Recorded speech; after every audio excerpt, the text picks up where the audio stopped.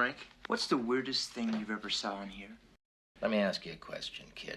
Did you see that movie, Night of the Living Dead? Hey, we gonna party tonight or what? Yeah, we are gonna party. Well, where are we gonna party? I don't know, somewhere.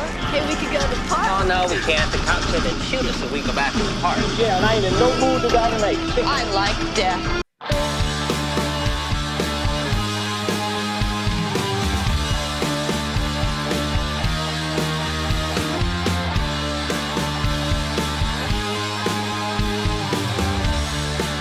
Greetings, ghouls, and welcome to Minute 41 of Do You Want to Party, a Movies by Minute podcast of the 1985 groundbreaking horror classic, The Return of the Living Dead. I'm your host, Troy, and joining me for this particular episode is the Remy LeBeau to my Hank McCoy. That's probably the most flattering introduction I've gotten. My name's Mitchell. I was here very recently. Exactly, yeah. All right, so let's get into this episode then. And this particular minute is going to start with Bert's premature celebration and ends with we were unconscious for a while.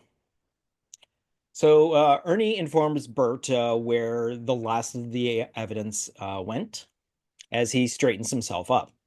Right up the chimney. Bert still peering into the open oven, watching the red embers slowly dying. Feeling the overwhelming pressure suddenly leaving his shoulders, Bert expresses his relief, quickly standing up straight, looking upwards, tightly clenching his fists, pumping them with excitement. God damn, so relieved. Ernie, while removing his glove, glances over his shoulders towards the others in the room, located just out of frame. Bert then claps his hands, informing his employees that their troubles are over, and again expresses his thanks to Ernie. We're home free, Frank. We got it made. You saved our ass, buddy boy. He steps towards him to embrace him in a thankful hug, of which Ernie pats one hand on Bert's shoulder. Bert again mentions that the favor that he owes Ernie, and as Bert unhugs him and heads towards his employee, Ernie responds slightly smugly that Bert is definitely correct. And I owe you one. God damn! Yes, you do. As Bert passes past his sitting employees, adjusting his belt, seemingly tucking his shirt back into his pants, he informs Frank and Freddy of the next few steps that they still have to do. All right, let's get back to that warehouse, clean up the mess, and get the hell out of there. What do you say, Frank? From the look of them, if they weren't leaning against the wall, both Frank and Freddy wouldn't have been sitting upright. They're both currently looking the worst that they have at this point. Frank's blue dress shirt soaked darker down the center of his chest and under his armpits all the way down his sides. Both men's faces seriously a pale gray as both their mouths hang open. Frank struggles to sit himself forward as he informs Bert his willingness to assist, but that he needs a moment or two to recuperate. Okay, just give me a second to rest, catch my breath, then we'll do it, okay? Yeah. His hands and arms swaying to ensure Bert of his need. As Bert gives a quick approval, Freddy chimes in about his current condition. Frank, I don't know about you, but I'm really sick. Bert, very concerned, walks over and stands between his employees, and while slapping Freddy's knee, he inquires for more information. What? What's wrong, Fred? As Freddy expresses his Hades-located feeling, I feel like hell is what's wrong. I'm really sick. Ernie also approaches. At the same time, Frank, now hunched forward with his hand against his gut, he then confesses his similar situation. I'm sick too, Bert. Sounding even more concerned, Bert, while sitting between the two, asks Frank for more information. Sick? Like how? When Freddy mentions the cranial pressure, Bert whips his head around to look at him. I feel like my head's gonna bust wide open. And I want to puke. And I'm weak too. As Freddy continues with his symptoms, Bert glances towards Ernie briefly. As lightning strikes outside, accented with thunder, Frank adds to the list and concludes what had made them this way. Me too. I got the chills. It's that stuff, Bert. It's that goddamn stuff we breathe. Now becoming a little upset at not fully understanding the situation, Bert presses further. What stuff? What are you talking about, Frank? Freddy starts replaying the results of minute 9 of the movie and through the opening credits. When that canister cracked, this gas squirted out. It hit us right in the face. We breathed it. It knocked us out. We were out cold unconscious for a while. As Freddy lays out the situation, Frank dabs at his mouth with a handkerchief. Bert's face relaying his concern and his uneasiness, while once again looking briefly towards Ernie before focusing on Freddy as he wraps up his tale. And that's where we end this particular minute. So, unfortunately, not a lot happens, but we do have a lot of pretty much more information being given out to now all the characters really know what's going on, because prior to that, obviously, either Bert didn't understand or didn't notice how bad Frank and Freddy were looking until this particular point, or how disheveled they were, or anything like that. But it's now prevalent to him that he's got a couple of sick guys on his hand, and now he's aware of what's going on. And I ask you, Mitch, what's going on? You have that look in your eyes. It's been a while since I've seen minute 9, so I'm Okay. trying to.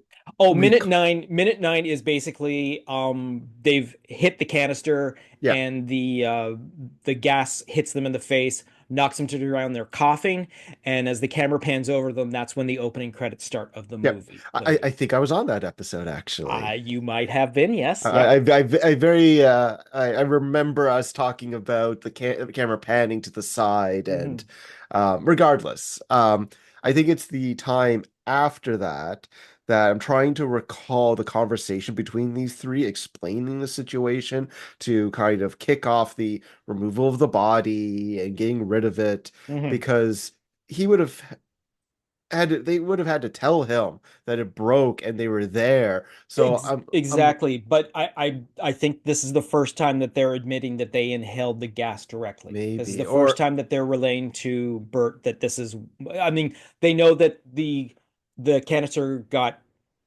broken open, that it went through the air system and activated the yellow man cadaver in the lockup and all that sort of thing, and that's what they're dealing with. Why the dogs are barking and why the butterflies are flapping and all that sort of thing. But I don't think it isn't until this particular minute. Definitely, this moment is his realization. So maybe he heard it, he just didn't comprehend what they were saying or something. That's the part I'm trying. Yeah, exactly. Yeah, that's I see what you're getting at. Yeah. I might be just splitting hairs and being pedantic about it, but I think that's why I'm on the podcast, is because of that pedanticness. Right. No, I really like the scene. Even with the, I want to say cliche, but it's kind of very common in horrors where you say the name of the villain and the lightning strikes. And yeah, exactly. That's a very. I still loved it. Yeah. Like with it happening, I'm like, it still feels good. It still has that energy of it. Right. I did like how Freddy, when they first turned to him, he looks like he's like holding on for dear life on the bench. Like you can see his left hand just firmly grasping, like he's on a roller coaster. He's about to be knocked off of it, or he's so dizzy and sick, as you would feel. You just lose your inner ear balance and where your position is. So you're just terrified of collapsing. Yeah. Like it's the mention of the fact that his head wants to split open. I'm sure that their equilibrium is like completely out of whack. Yeah. And they're like, I mean, they've still obviously got fluids in their system and all that sort of thing. Yeah, they're still alive at this point. They're still alive. They're still perspiring and all that sort of thing. Yeah. But who knows how much longer that's going to last. But Yeah, within the lore of zombieism in this universe. Exactly. Yeah. Yeah. No, I really like the scene, the over optimism and oh yeah, I owe you one for this. Yeah, you will. Yeah. Just that Exactly. Yeah. deadpan Yeah. delivery of he's Yeah. so tired of Bert's shit and yeah. Yeah, I mean, it's also if you watch Don Calfa's face, how he Yeah. reacts to it, he's all like, "All right, yeah, but you're gonna owe me this big time," because he does Yeah. seem a little like I'm now the guy holding the cards sort of look on Yeah. his face sort of thing.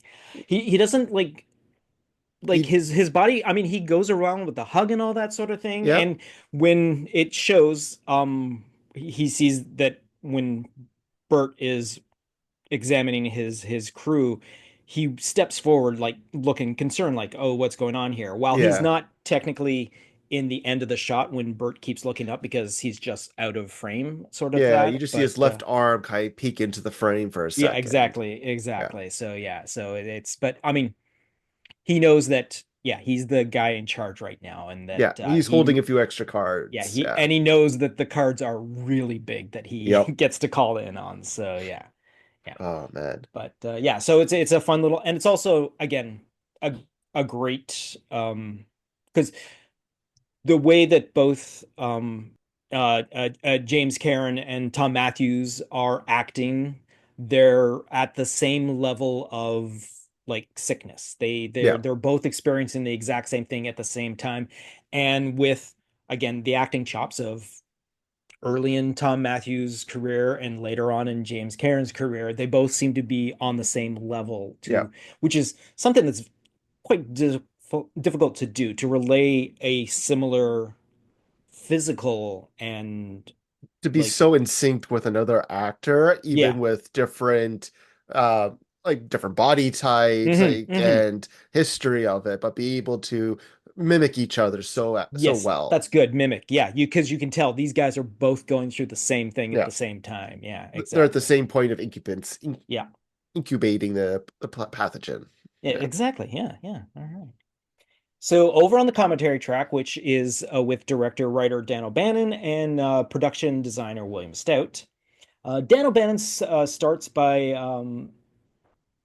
mentioning that at this point in the movie, it does achieve a nice atmosphere with the rain, the sweat of the people inside, how the rain outside and the heat inside tend to almost give it a steamy quality. William Stout mentions the burning as well going on. Dan O'Bannon points out how you can see on characters like Jimmy, and again, for reference to those that aren't sure, James Karen is affectionately referred to as Jimmy no matter who is talking about him.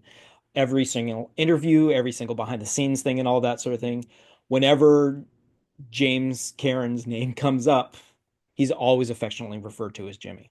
So, um, so that Jimmy, that his how Jimmy's sweat might simply be coming from a spray bottle, and how Dan O'Bannon likes the atmosphere. He then again mentions the incorrect color of Don Calfa's running suit, how he wanted tan, and how they came up with the purple one, even though he himself has no idea why he wanted a tan suit. He was just disappointed that he didn't get one. I love that. Just the like wait, say is suit as in like a actual professional suit or just like a tan track suit? Yeah, the tan tracksuit is what he's talking Oh, about. Yeah. I like the Um, maroon one no, for more. sure. I Like do too, because I mean, it has mobster vibes I would see in Sopranos or something, like, even though that's not the right genre, that yeah, is the vibe I'm getting, even though exactly. he's Yeah. also just disposing of a body of pieces from a friend, Yeah. which kind of suggests that, but no, I really like it. Feels it'd be weird if he didn't, because also it's such a good contrast with all the background scenery, since a lot of the backgrounds are pale, they're gray Yeah, stone, and having tan with the gray stone, it would kind of blend in, I exactly. imagine. He would definitely, yeah, stand out a little But differently. Yeah. yeah, but with the maroon, it With the has maroon, yes. Yeah. it's not offensive. It's not as bright or catching as say Freddy's is, but Hmm. it still has that same kind of noticeability. That's true. Yep, that is very true. All right. So again, this is the script, story, and screenplay by Dan O'Bannon. We are dealing with a revision from October 1983, and this is based on a story and screenplay by John Russo, Rudy Rickey, and Russell Steiner. So we're going to start with obviously the description of the scene that we are in. Interior crematorium, night, rain. So we've already had the poking around and all that sort of thing at the end of the last minute. So we're going to start off with Ernie. It's all gone, right up the chimney. Bert, visibly relaxing. Thank God it's over. Maybe this will come out all right after all. Bert lights a shaky cigarette and inhales deeply. He claps his hands together and rubs them briskly. Bert continued. Well, let's get back over to the warehouse and clean up the mess. Ernie, we're forever in your debt. Ernie, I know. Frank and Freddie are sitting, slumped on the bench. They look very sick. Frank, just a minute, Bert. Let us just catch our breaths here. We'll go do it. Freddie, hey man, I don't know about you, but I'm really sick. Bert, what's wrong? Freddie, I feel like shit. Is what? I'm really sick. Frank, yeah, I feel sick too. Bert squats in front of Freddie and Frank. Bert, sick? How? Freddie, like I just want to puke. Oh God, I feel weak. Weak like my arms are made out of lead. Frank, yeah, me too. But I've got a headache on top of it.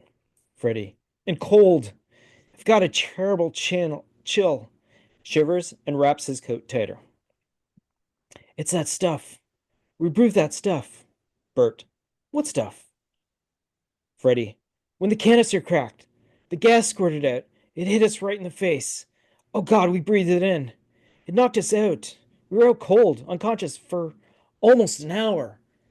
And that's where we end this particular minute of the movie in the script version. So as you can see, they played around with the different lines.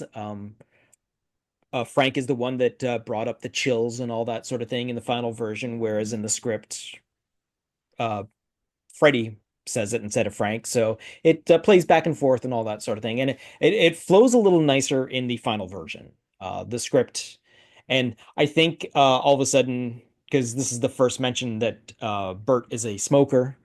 It's kind of interesting to have a smoke in there, but I guess obviously for reasons they didn't want to have the character smoking. I was Oh, gonna ask that because I was rewatching the clip as you were describing the scene. And I'm like, mhm. I don't remember any cigarettes. No. And instead, he just has his gloves and he's like switching them between his hands and kind of adjusting the rake he had, and that's about it. Did I read it incorrectly? Did I say that it was Ernie, but it was Bert that was I'm sorry, I misheard that. I was too busy watching. I didn't okay. see any cigarette. Yeah, no, no, Sorry, sorry. exactly, No, yeah. let me rephrase. The only thing I saw in people's hands were the gloves and the rake, and that's Yes, and the it. rake. Yeah, Yes, yeah, that's yeah. basically all it was. Yeah, yeah, yeah.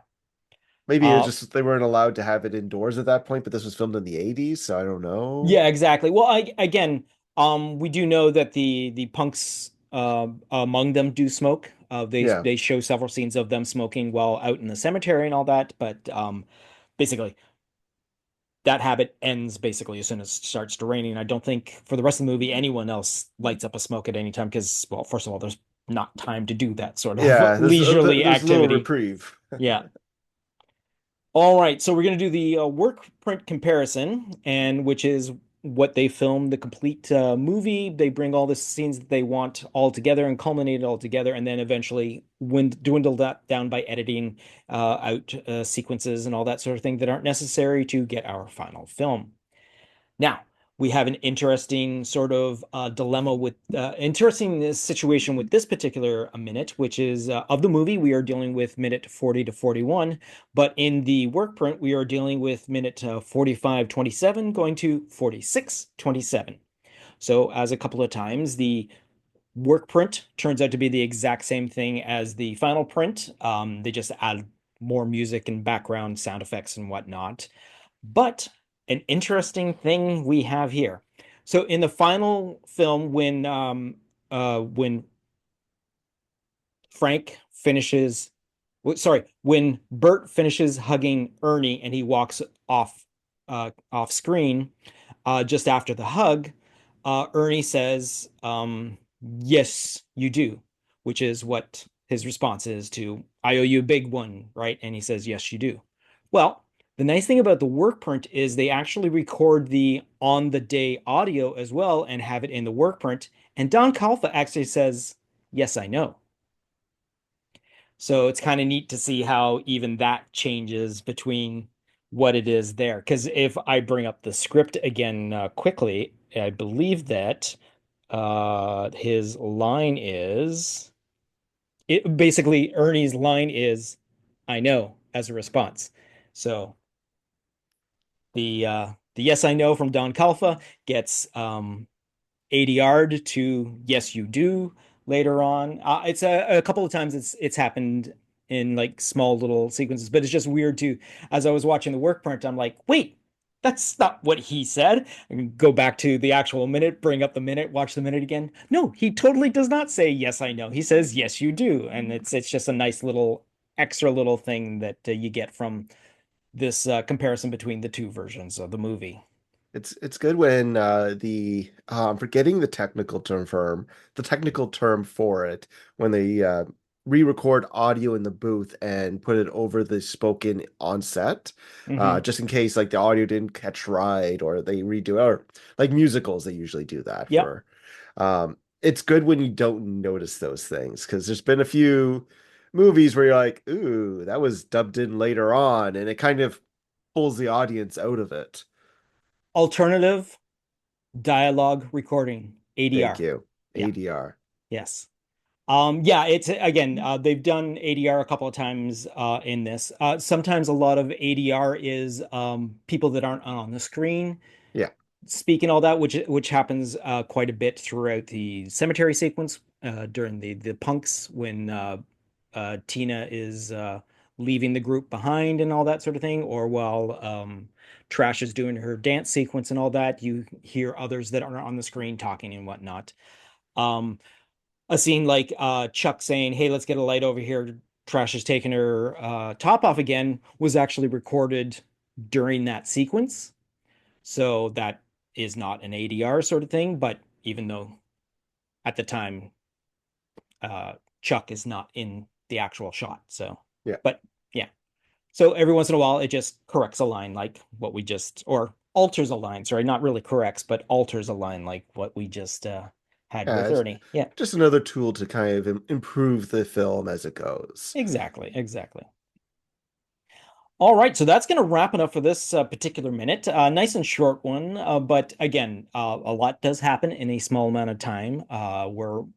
We're dealing with the main four characters in the one location, so we don't have much thing else to do. But again, now that all the cards are on the table, now everyone knows what's going on. We're going to be dealing with the aftermath of now Frank having to deal with his poisoned employees. So A- yeah. And you, dear listeners, can always go back and listen to minute 16 and see us talk about them being poisoned and trying to get up to the Exactly. floor and see Exactly. how dumb I am. So I'm pretty sure I asked a few dumb questions in that one that Troy clarifies a few times in that. I have a Yeah. distinct memory of, wait, did I even pay attention? Now that after that recording. Yeah. Well, I mean, that's one of the interesting byproducts of doing a show like this. I mean, I'm the one that's here for every single episode, and obviously you come in for whatever your episodes are, but it's kind of neat to hit a moment where you're like, oh, I remember that from back then and all that. And Yeah. that's what this movie is all about too. This movie has so many callbacks. We're about to experience a bunch of Chekhov's blank and all Yeah. that. There's a lot of Chekhov guns about to play out in the next even couple of minutes and all that sort of thing. Stuff that was set up way early in the movie that we're now running into now. And this is, like you had said, is one of those pretty much interesting situations. Yeah. It's always a key example of good screenwriting when there is great foreshadowing and Hmm. setup early on that definitely pays off. Exactly. Um, Yes. and it some sometimes some audience members might feel, oh, I saw that coming, Yeah. but yeah, that's the point because Hmm. they gave the audience the clues, they gave you the information to know that C comes after A and B and that kind of Yes. thing. Exactly. It Yeah. wouldn't be good storytelling if all of a sudden aliens come out of the cemetery because it doesn't make any sense. No. Exactly. No. No. It doesn't. Yeah. No. And Um. the confused look on your face, Yes, exactly. my I'm like, wait, example what's is he? accurate for Yeah, it. okay, no, that's totally, yeah, yep, you totally got Yeah. me there on that one. Yeah. That's also again a good sign of the actual foreshadowing of this particular movie. You don't actually get the moments right away. Upon multiple viewings, a lot of the stuff becomes prevalent, but a lot of the stuff is you just consider as world building sort of things and all that, right? I mean, obviously, in a movie called Return of the Living Dead, when you show a dead body hanging in a freezer, you know what? Something's going to happen. That dead body is not going to be a dead body for long. I mean, that's not really foreshadowing, but stuff. And when you have a movie called Return of the Living Dead, there's got to be some living There's dead in here exactly there's somewhere. eventually there's going to be some living dead. So yeah, exactly. Yeah. All right, so I want to thank you, Mr. Mitch, for joining me for this particular minute yet again, two in a row. This is getting to be a bit of a habit, which is kind of neat. No, my pleasure. It's always fun talking about this film and Hmm. my random tangents that you're more than kind to follow me down. Hey, no, they're that's great. It's another reason why I have so many varied people doing this. I get a different sort of perspective of a movie that, like I said, I spend a great portion of these 2 years while I'm working on it, and it's always nice to get another fresh uh opinion on it every episode from a different voice, which is kind of nice, even if those voices are 2 episodes back to back. It's just one of the few times where you get to hear me a lot more than you normally would. Exactly, exactly. And now we're not going to hear from you for like a couple of months. So Wait, what are you doing to me? oh no, no, I just have a long list of people I have to get to before I circle around back to you again. Sure. All right, so I want to thank the listeners for again joining on this journey. It's always incredible to see the slowly but surely extra people joining in. Thank you, one and all. If there's anything that we missed talking about in this particular episode that you want to further explore on, drop a message in the comments of wherever you're listening to or seeing this. We also do a YouTube version of this as well, which is uh, getting spectacular numbers in the views, which again still surprises me to this day that I'm getting the amount of people watching this sort of thing when there's not really much to watch except for pictures on the screen, sort of thing, with our voices in the background. Oh, it's great But second monitor viewing. That's what it kind of exactly, becomes. exactly, yeah. It's I'm more it's more accessible than if they don't have Spotify, if they don't have something else. exactly. Yeah, Great exactly. option. Yeah, yeah, which I wish I had done it sooner, but now we're up to date, so episodes are releasing weekly now instead of like that whole entire rush of day after day after day after day. And if S- you're listening this on podcast form, also go on YouTube and just hit the like button. You yeah, don't have to listen to the exactly. whole thing. Just, No, no, hit the like button. Help technically, us out. technically, if you like what you listen to, you can go over there and just hit the like button anyways. There We we really are. appreciate that. Yeah. Get that synergy down. Yeah. But if that doesn't work for you, you can send us an email at our email, which is planetgeekpod@gmail.com. We can carry on the conversation there, or maybe even roll it into a future episode because as you might have heard in the past, we've had two or three of my guest hosts be actual comment leavers. The other thing is, we're doing a Ko-Fi donation campaign to get funds to actually do a 40th anniversary show in an actual theater locally for us, unfortunately. If you're not located in the GTA, the Greater Toronto area in Ontario, Canada. But if you think we're worth having this extra little bit come on, you can send us a donation. You can go to our donation page, which is ko-fi.com/planetgeekpod. You can see in the show notes, there will be a link to that as well to go there. And there'll be more information about the project that we're trying to put together for the August 16th 40th anniversary of the movie. And one more thing. Thank you once again, Mr. Mitch, for joining me. Always a pleasure. Thank you. And again, audience, thank you once again. And keep an eye out for our social medias because I got a few things interesting happening in the UNITA universe coming up in the near future, which is kind of exciting news. I'm not going to jinx anything by saying it right now, but just keep an eye out. There's going to be some interesting stuff happening. And on that note, I got nothing else to say, but see you next Wednesday.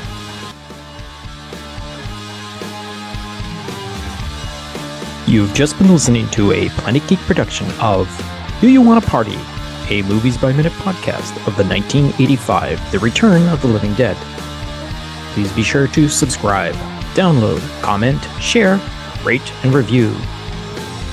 Be sure to follow us on our social media platforms: Facebook, YouTube, TikTok, Tumblr, or Letterboxd. Search for Planet Geek Productions. X, former Twitter, Instagram, and Blue Sky, search for Planet Geek Pod. Or send us an email to planetgeekpod@gmail.com. Our closing music is provided by Night Chill. See the show notes for more details. Once again, thanks for tuning in, and farewell, fiends.